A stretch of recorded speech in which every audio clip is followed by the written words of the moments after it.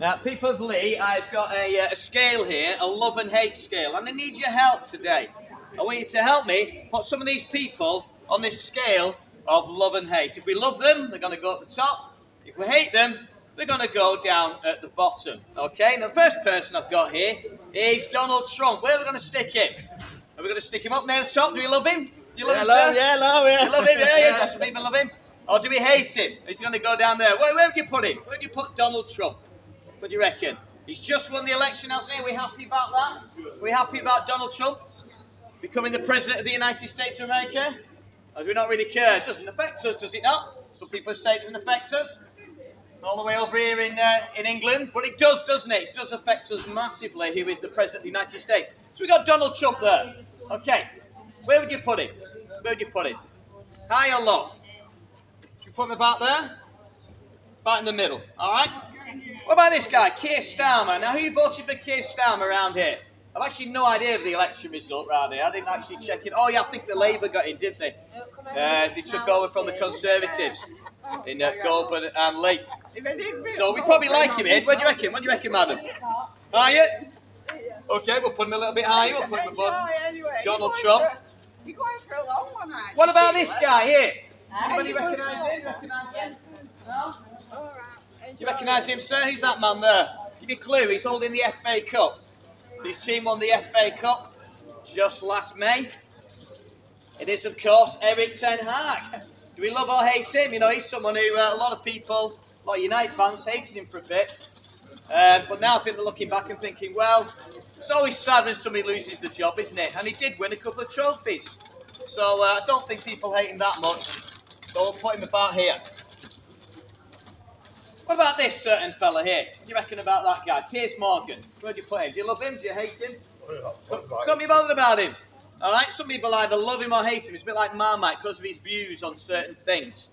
Yeah, he's a Catholic guy and he's very anti-abortion, and a lot of women have spoken out against that and said that they disagree with him for that reason. So I wonder what you think about Piers Morgan. Love or hate? We'll put him somewhere here in the middle. Then we've got our king, haven't we? King Charles.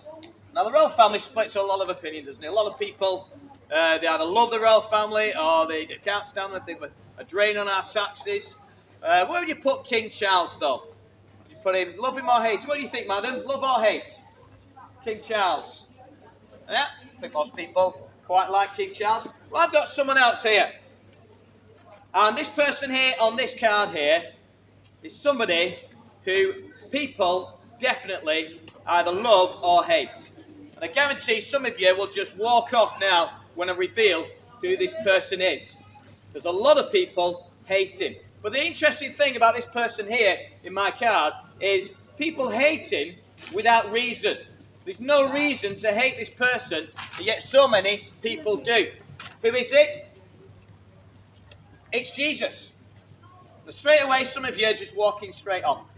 And you're thinking, oh, I don't want to hear about Jesus. Why is that?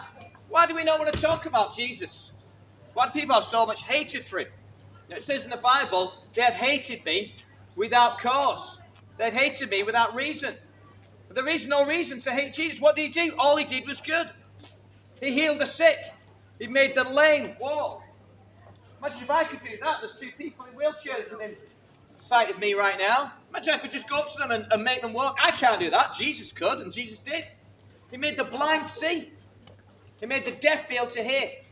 He even brought people back from the dead. What a great guy. And yet people hate him. Why? Why do people hate him? I'd put it to you that there's other forces at work here. Other forces that we can't see. We know there's good. We know there's evil. And the forces of evil are trying to stir you up so that you hate Jesus. And it becomes just a swear word to you.